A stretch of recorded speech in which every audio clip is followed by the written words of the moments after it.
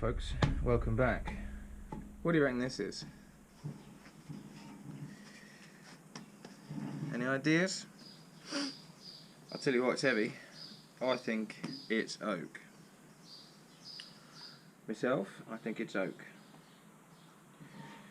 Well, whatever it is, I'm going to make it into something. Now this was bought from the guy that I bought all that yew off a couple of years ago, or a year ago, whenever. And he was using it as a chopping block, so no doubt there's going to be some fractures in it. But really, I want this bit. In fact, I want this bit across here, however big I can get. Then we're going to make something funky. Let's do it.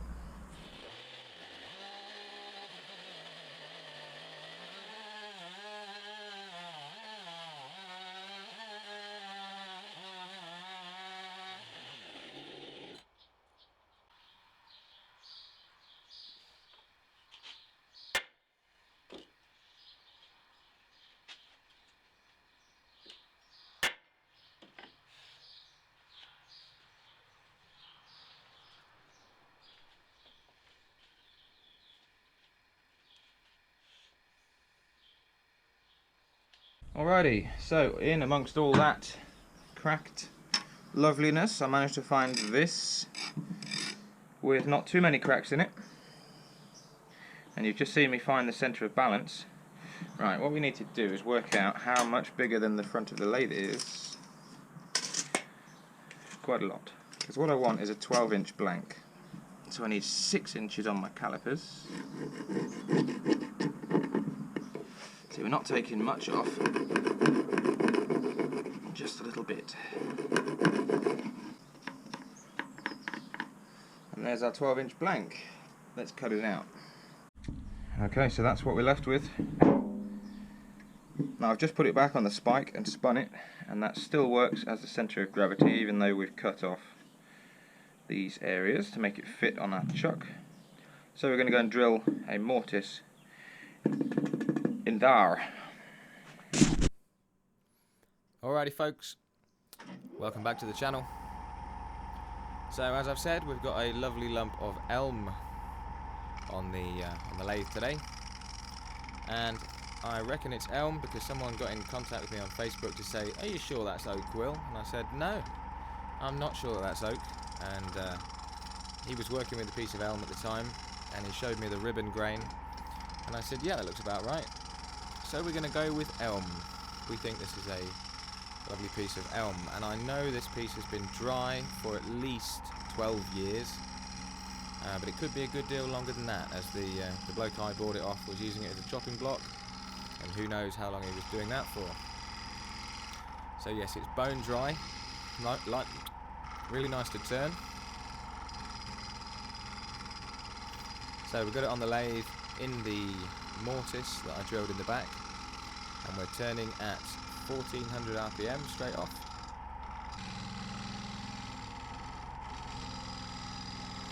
So at the moment I'm just getting the back level and getting the outside contours in.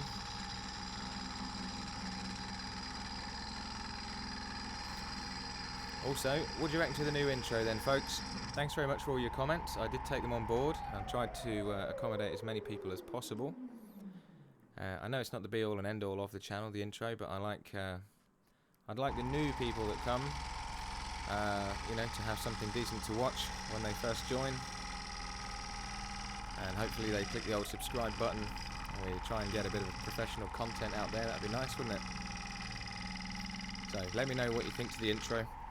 I mean, whatever you think to the intro, it's going to stay like that for a little while now. Yes. I have got a new camera on the way,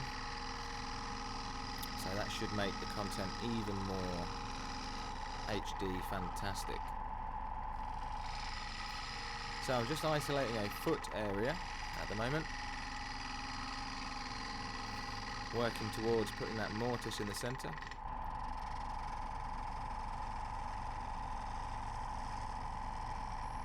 So this piece is about 2 inches at its thickest. 2 inches thick at its thickest. So it's going to be a bowl, but only just.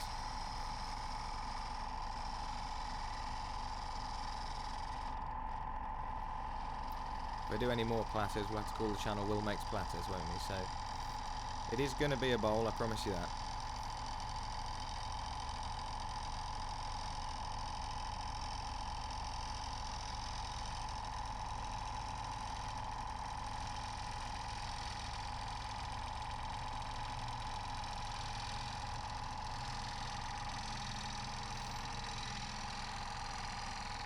So yes, there won't be any looking at anybody's fantastic work today.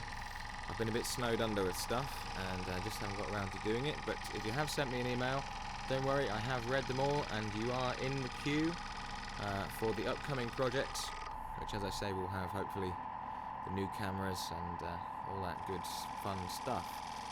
So don't worry, I have read your emails. So there we go, that's the mortise in. And I've started putting these mortise in now with the skew chisel, because I can push it at a slight angle and get that dovetail a lot easier than trying to use the parting tool. Don't know if anybody else does that. I'm fairly sure they probably do. So it's time to tidy up the rim of the piece.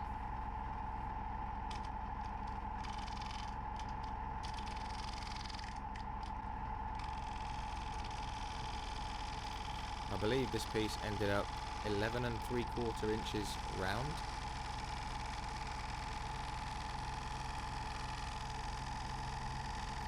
Which is not too bad considering we were aiming for a 12-inch bowl.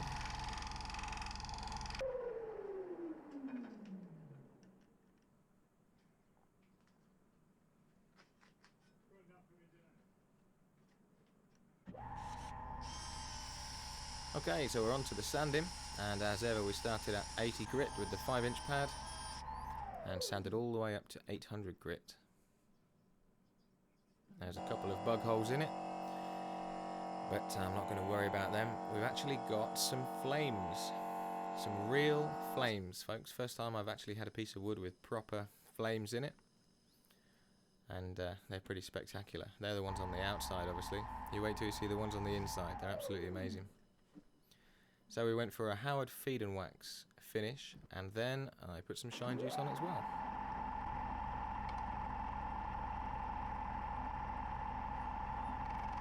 So here we go with the hollowing.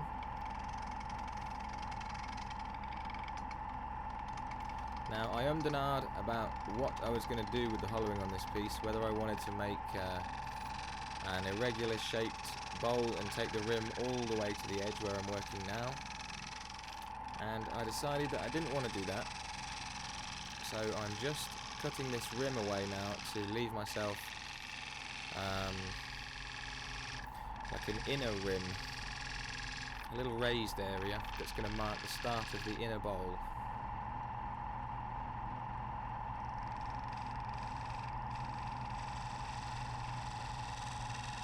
I'm just rounding it over with the skew.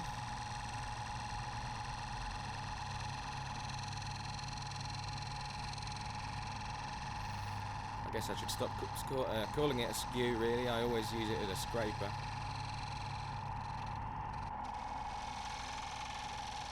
Okay, so that's the inner bowl marked out.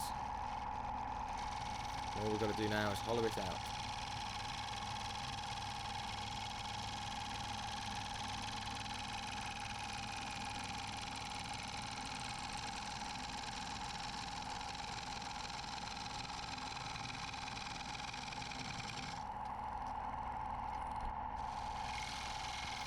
Now that black line in the centre, if you're wondering, is where my 90mm Forstner bit is sort of burning its way through the wood when I'm drilling it. I really need to get a new one, but a better one than what I have is about £56, and I'm not going to spend £56 on a drill bit, not at the moment.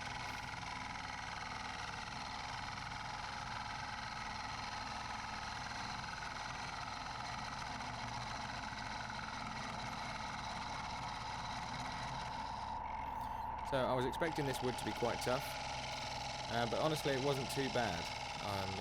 If it was oak, I think I'd have been there twice as long, but as it was fairly easy going for something that was as dry as it was.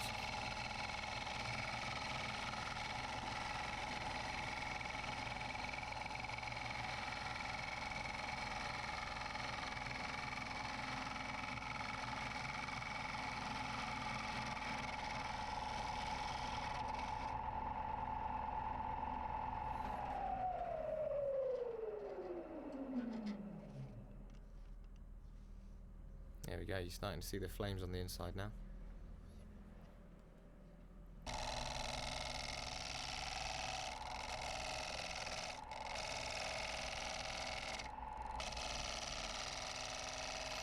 So all we've got to do now is make it a little bit thinner all around, and we'll be there at final depth.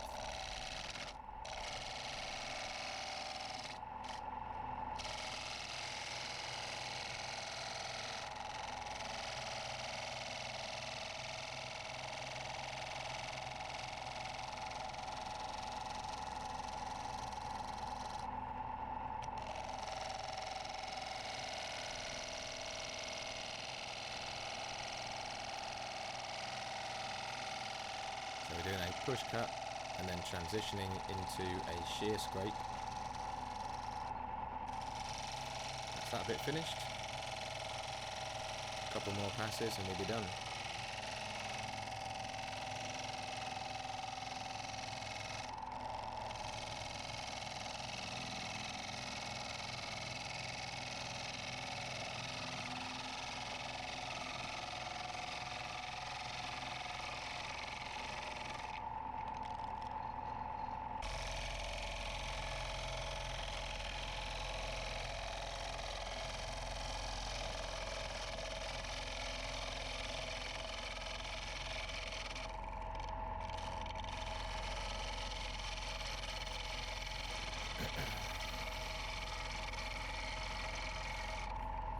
So it's Father's Day today, as I sit here recording this.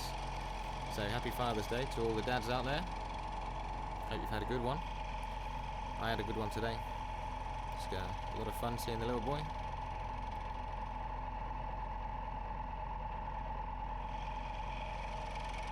So there we go. That's the last pass. Just tidying up the centre.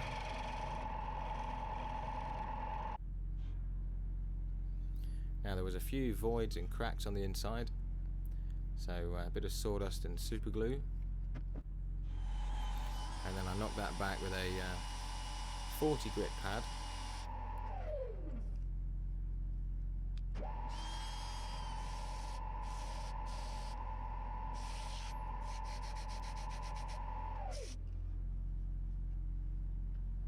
And then straight in with the Howard feed and wax in a minute when I get there. That's sanded up now to 800 grit. And then on goes the Howard feed and wax, and then plenty of shine juice.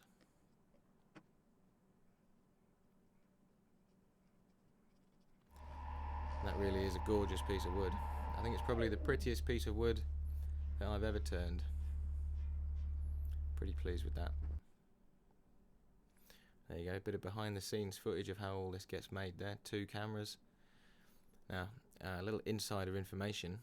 Very soon we're going to have 3 cameras, and then we may even have 4 cameras. Now whether that will be overkill, who knows, we'll wait and see. But it's going to be fun. So I will leave you as ever with the very beautiful glamour shots today. And yeah, I hope you've enjoyed the video, and if you haven't subscribed yet, I hope you would consider hitting the subscribe button and leave me a comment, because I do enjoy reading them. And yeah, hope you've enjoyed it. I'll see you on the next one. Cheers folks.